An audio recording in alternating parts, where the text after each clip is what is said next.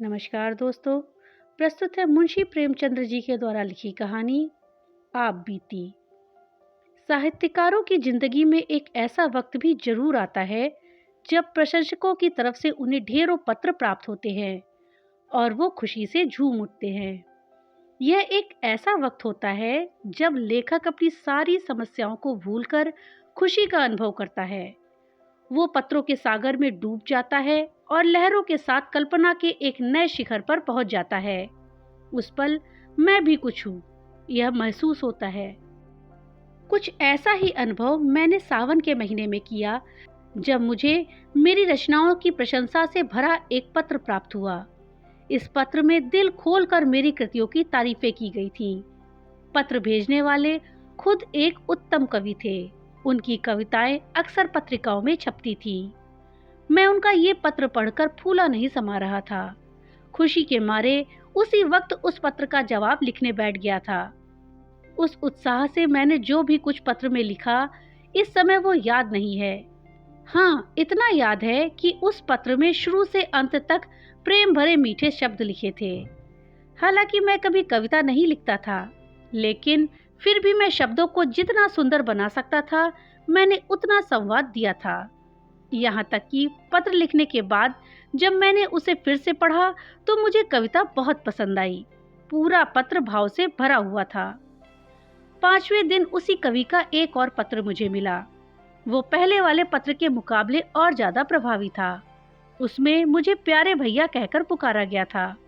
साथ ही मेरी रचनाओं की एक सूची और प्रकाशकों के बारे में उनके नाम और पते पूछे गए थे। इनके साथ ही पत्र के अंत में ये भी कहा गया था कि मेरी पत्नी आपकी बहुत बड़ी प्रशंसक है और आपकी लेखन को बहुत पसंद करती है। साथ ही पत्र में ये भी लिखा गया था कि मेरी पत्नी पूछ रही थी कि आपकी शादी कहाँ हुई है, आपके बच्चे कितने हैं और आपकी कोई फोटो हो तो प्लीज भेज दीजिएगा। वहीं पत्र में मेरे जन्म स्थान और वंश की भी जानकारी पूछी गई थी। पत्र के उसके अंतिम खबर ने मुझे खुश कर दिया था। पहली बार ऐसा हुआ था जब किसी महिला ने अपने मुंह से मेरी तारीफ की थी और ये सुनने का मौका मुझे मिला था। ये सुनकर ऐसा लगा कि कोई मेरे बुरे कर्मों की तारीफ कर रहा है। उस दौरान तारीफ में जितने भी शब्द मुझे याद थे, उन सबको मैंने पत्र में लिख डाला और अपने परिवार और खानदान के विषय में ऐसा जिक्र किया कि जैसे किसी कवि ने कभी किसी राजा का गुणगान भी नहीं किया होगा। मेरे दादाजी एक जमींदार के यहाँ कर्मचारी थे, लेकिन मैंने उन्हें रियासत का प्रबंधक बताया था। वहीं अपने क्लर्क पिता को मैंने दफ्तर का प्रधानाध्यक्ष बताया था। पत्र में किसानी को जमींदारी बताया था। इसके अलावा अपने लेखन की गिनती को तो बढ़ा ना सका, लेकिन उनके महत्व को बड़े अच्छे से समझा दिया था। देखा जाए तो अपनी तारीफ करना एक सिरफिरापन है, लेकिन इशारों में यह काम आसानी से किया जा सकता है। खैर, पत्र खत्म हो चुका था और लेटर बॉक्स में पहुंच चुका था। इसके बाद हफ्ते तक कोई भी पत्र नहीं आया। मैंने पत्र में अपने हिसाब से अपनी पत्नी की तरफ से भी कुछ बातें लिखी थी। उम्मीद थी कि घनिष्ठता बढ़ेगी, लेकिन ऐसा लग रहा था कि कहीं वे मुझे मतलबी और सेंटिमेंटल न समझने लगा हो, इसलिए कोई पत्र ना लिखा हो। अश्विनी के महीने का तीसरा पहर था। हर तरफ रामलीला का उत्साह था। मैं भी अपने एक दोस्त के घर था। वहां ताश की बाजी चल रही थी। अचानक एक व्यक्ति वहां मेरे बारे में पूछते हुए वह मेरा नाम लेते हुए वहां आ गया और मेरे बगल की कुर्सी पर आकर बैठ गया। मैं उसे नहीं जानता था। मैं सोच में था कि आखिर कौन है ये आदमी और यहाँ कैसे आया है। मेरे दोस्त लोग भी उन महाशय को देखकर इशारेबाजी करने लगे थे। मैंने विनम्रता के साथ उस महाशय का नाम पूछा। जवाब मिला, मेरा नाम उमापति नारायण है। मैं जवाब सुनते ही खुश होकर उनके गले लग गया। यह कोई और नहीं बल्कि वही कवि महोदय थे जिन्होंने मुझे पत्र भेजा था। मैंने उनसे उनका हालचाल पूछा, फिर पान और इलायची खिलाई और पूछा कि यहाँ कैसे आना हुआ। उन्होंने जवाब दिया, घर चलिए, फिर विस्तार से बताऊंगा। और मैं आपके यहाँ से होकर आया हूँ। वहाँ मुझे पता चला कि आप यहाँ आए हैं, तो मैं पूछता हुआ यहाँ आ गया। फिर मैं उनके साथ फौरन जाने के लिए तैयार हो गया। उनके कमरे से निकलते ही मेरे दोस्तों ने इशारे में मुझसे पूछा कि ये साहब कौन है। मैंने दोस्तों को बताया कि ये मेरे नए मित्र हैं। मित्र ने कहा कि थोड़ा सावधान रहिएगा, मुझे ये थोड़े उचक्के लग रहे हैं। मैंने कहा, आपका यह अनुमान गलत है। आप आदमी को हमेशा उनके कपड़ों से जज करते हैं, लेकिन इंसान वस्त्रों में नहीं बल्कि दिल में होता है। मित्र, खैर ये रहस्य की बात है, बाकी आप जाने, मैं तो आपको बस सावधान कर रहा हूँ। मैंने मित्र की बात पर कोई जवाब नहीं दिया और उमापति जी को लेकर अपने घर आ गया। मैंने उनके लिए बाजार से खाना मंगवाया। इस दौरान उन्होंने अपनी कई सारी कविताएं मुझे सुनाई। कविताएं सुनाते वक्त उनकी आवाज बहुत ही मनोहर और मीठी लग रही थी। हालांकि कविताएं तो मुझे समझ में नहीं आई, लेकिन मैंने उनकी कविताओं की तारीफ के पुल बांध दिए थे। मैं खुशी के मारे उनकी कविताओं की वाहवाही करने लगा। ऐसा लगा कि जैसे मानो मुझसे बढ़कर कोई काव्य प्रेमी नहीं है। शाम के वक्त हम दोनों रामलीला देखने गए। वहां से लौटकर आने के बाद मैंने उन्हें खाना खिलाया। इसके बाद उन्होंने अपनी यात्रा के बारे में बताना शुरू किया। उन्होंने बताया कि वो इस वक्त कानपुर जा रहे हैं अपनी पत्नी को लेने के लिए। उनका मकान कानपुर में है। उन्होंने उस वक्त अपने विचार को साझा करते हुए बताया कि उनकी इच्छा मासिक पत्रिका निकालने की है। उन्होंने बताया कि प्रकाशक कविताओं के लिए 1000 रुपए देंगे, लेकिन उनकी इच्छा ये है कि वे कविताओं को पत्रिका में क्रमशः निकालें, फिर अपने ही पैसों से पुस्तकाकार प्रिंट करवाएं। उमापति ने यह भी बताया कि उनकी जमींदारी कानपुर शहर में है, लेकिन वो साहित्यिक जिंदगी बिताना चाहते हैं। उन्हें जमींदारी से नफरत है। उन्होंने बताया कि उनकी पत्नी लड़कियों के एक स्कूल में प्रधानाध्यापिका हैं। यह सारी बातें देर रात तक चलती रहीं। अधिकांश बातें उस दिन की याद नहीं हैं। हाँ, बस ये याद है कि हमने अपने भावी जिंदगी का एक प्रोग्राम बना लिया था।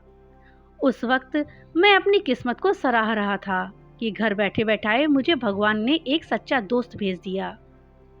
हम लोगों को बात करते करते लगभग आधी रात यूं ही बीत गई थी। उन्हें अगले दिन सुबह 8 बजे निकलना था। जब मैं सोकर उठा तो सुबह 7 बज रहे थे। मैंने देखा कि उमापति जी जाने के लिए तैयार थे। बोले, इजाजत दीजिए, लौटते वक्त इधर से ही जाऊंगा। इस वक्त आपको तकलीफ दे रहा हूँ, माफ करिएगा। जब कल मैं चला था तो उस वक्त सुबह के 4 बजे थे। चलने की चिंता में पूरी रात जागना पड़ गया। गाड़ी में बैठते ही झपकियां आने लगी तो मैंने कोट उतार दिया और फिर लेटा तो फौरन सो गया। मुगल सराय में आंख खुली तो देखा कि कोट गायब था। कोट को मैंने चारों तरफ ढूंढा, पता नहीं चला कि मेरा कोट किसी ने चुरा लिया था।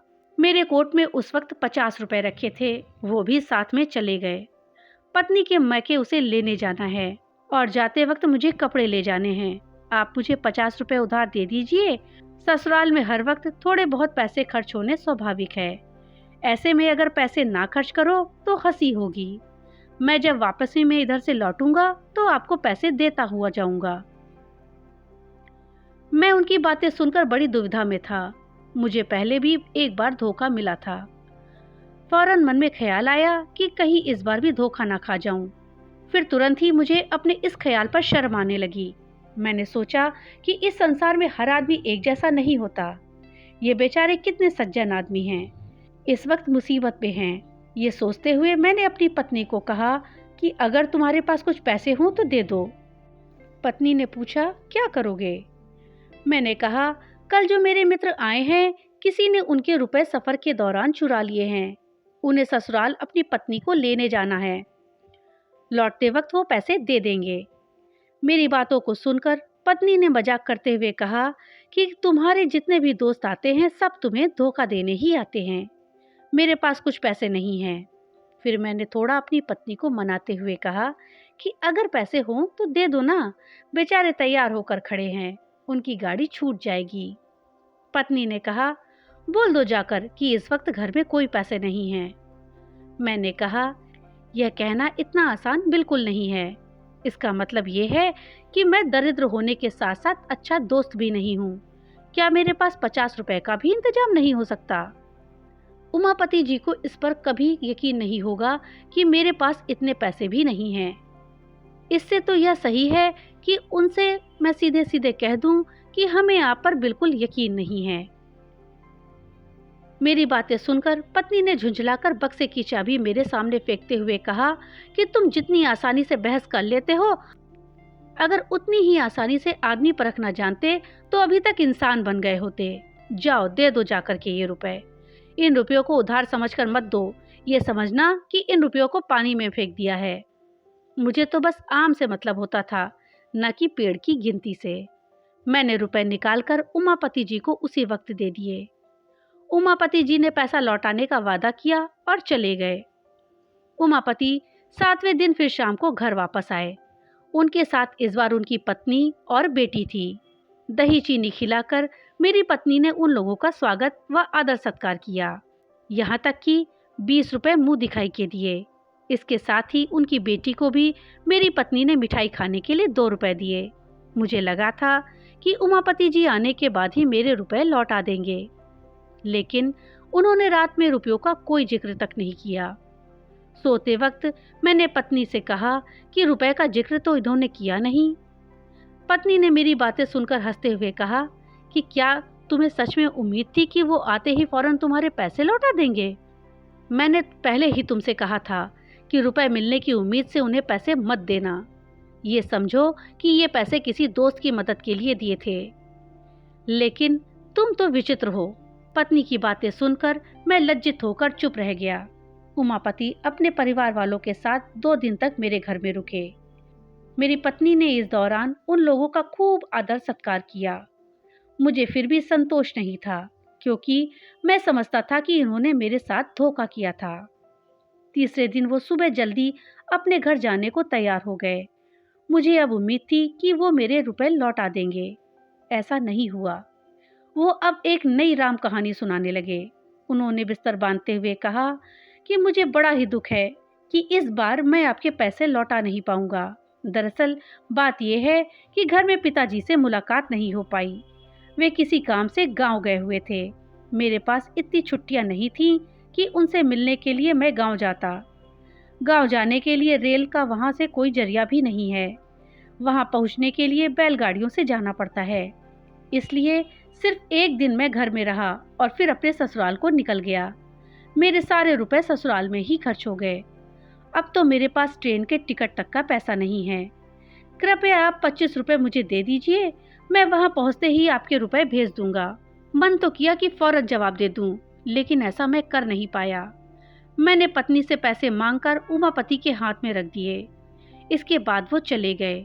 1 हफ्ते के बाद फिर उमापति जी ने पत्र भेजा, जिसमें लिखा था कि वो काम के सिलसिले में बाहर जा रहे हैं, वापस लौटकर रुपए भेजेंगे। 15 दिनों के बाद मैंने एक पत्र लिखकर उनका हालचाल पूछा, लेकिन मेरे पत्र का कोई जवाब नहीं आया। मैंने 15 दिनों के बाद फिर से पत्र लिखा और इस बार मैंने रुपयों के बारे में पूछा। इसका भी कोई जवाब नहीं आया। 1 महीने के बाद मैंने पत्र लिखा, लेकिन इस बार भी कोई जवाब नहीं आया। मैं समझ गया था कि पत्नी ने जो भी कहा वो सच ही था। मैं निराश और चुप होकर बैठ गया। हालांकि अपने इन पत्रों के बारे में अपनी पत्नी को मैंने कुछ नहीं बताया। उमापति के इस व्यवहार पर मुझ पर गहरा असर पड़ा। फिर इसी महीने मेरे यंत्रालय में बिहार प्रांत से एक कंपोजिटर आया था। 15 रुपए मासिक पर मैंने उसे काम पर रख लिया था। वो पहले किसी अंग्रेजी स्कूल में पढ़ा करता था। किसी का सहयोग न मिलने की वजह से वो पढ़ाई छोड़ चुका था। उसके घर वालों ने उसकी मदद करने से मना कर दिया था। मजबूर होकर उसे यह नौकरी करनी पड़ी थी। उसकी उम्र वही कोई 17 से 18 साल रही होगी। उसका गंभीर स्वभाव था और उसके बातचीत करने का तरीका भी अच्छा था। यहाँ आने के तीसरे ही दिन उसे बुखार आ गया। कुछ दिनों के बाद भी जब बुखार नहीं गया तो उसे अपने घर की याद सताने लगी। उसने मुझसे कहा कि वो बीमार है, उसे कुछ रुपए मिल जाएं तो वो घर चला जाएगा, फिर वहां पहुंचकर पैसों का इंतजाम करके मुझे भेज देगा। वो सच में बहुत बीमार था, लेकिन मैं पहले से ही पैसों के मामले में बहुत धोखा खाकर बैठा था, इसलिए मैंने उसे मना कर दिया। मेरी बातें सुनकर वो रोने लगा और मुझसे मदद की विनती करने लगा। लेकिन धोखे की चोट खाए बैठा मैं उसकी बातों को नज़रअंदाज कर गया। दुविधा भरी स्थिति में उसने फिर आकाश को देखा और वहां से चला गया।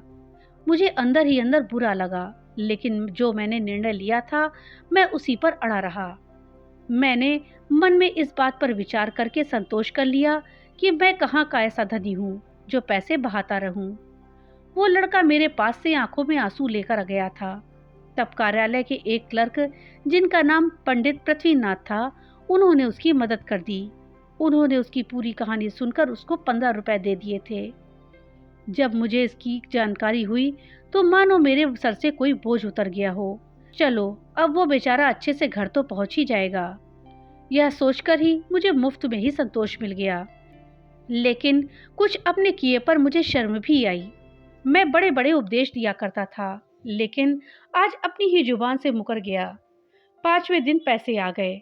मेरी आंखें खोल देने वाली यह यातना मुझे शायद ही कभी मिली थी। खैर, इस बारे में मैंने अपनी पत्नी को कुछ नहीं बताया, वरना मेरा घर में मुश्किल हो जाता। पूर्व कथित वृत्तांत को लिखकर मैंने पत्रिका में भेजवा दिया। मेरा मकसद बस इतना था कि मैं लोगों को धोखेबाजी के इस कुपरिणाम का संदेश दूं। मुझे सपने में भी उम्मीद नहीं थी कि इसका मुझे कोई सीधा फल मिलेगा। फिर चौथे दिन 5 रुपए का मनी ऑर्डर मेरे पास पहुंचा। मैं उसे देखकर इतना खुश हुआ कि मेरी खुशी का कोई सीमा नहीं थी। मनी ऑर्डर भेजने वाला कोई और नहीं बल्कि वही महोदय थे, उमापति। भेजे गए कूपन पर सिर्फ क्षमा शब्द लिखा था। मैंने वो पैसे ले जाकर अपनी पत्नी को दिए और वो कूपन दिखाया। पत्नी ने बड़े ही अनमने तरीके से मुझसे कहा कि इसे ले जाकर अपनी अलमारी में रख लो। तुम ऐसे लोभी किस्म के इंसान हो, मुझे नहीं मालूम। कुछ पैसों के लिए इस तरह किसी के पीछे पड़ जाना अच्छी बात नहीं है। जब पढ़ा लिखा और विनयशील इंसान अपने वादे को पूरा ना कर सके तो समझना चाहिए कि वो मजबूर है। विवश हुए इंसान को इस तरह बेइज्जत करना सही नहीं है। मैं इन पैसों को तब तक नहीं रखूंगी जब तक कि उमापति जी का कोई संदेश या पत्र नहीं आ जाता जिसमें उनके रुपए भेजने की देरी का कारण लिखा हो। हालांकि उस वक्त मैं ऐसी बातें सुनने के लिए बिल्कुल भी तैयार नहीं था। डूबे हुए रुपए मिल गए, मैं उसी खुशी से फूले नहीं समा रहा था। मुंशी प्रेमचंद की इस कहानी से हमें ये सीख मिलती है कि व्यक्ति को किसी के लिए भी तुरंत राय नहीं बना लेनी चाहिए। कहानी अगर अच्छी लगी हो तो लाइक और ज़्यादा से ज़्यादा शेयर करिएगा। और हाँ, अगर चैनल पे नए आए हैं तो चैनल को सब्सक्राइब करना मत भूलिएगा और अपने विचार हमें कमेंट बॉक्स में लिख करके ज़रूर बताइएगा। तो मिलते हैं अगली एक नई कहानी के साथ। तब तक के लिए बाय बाय।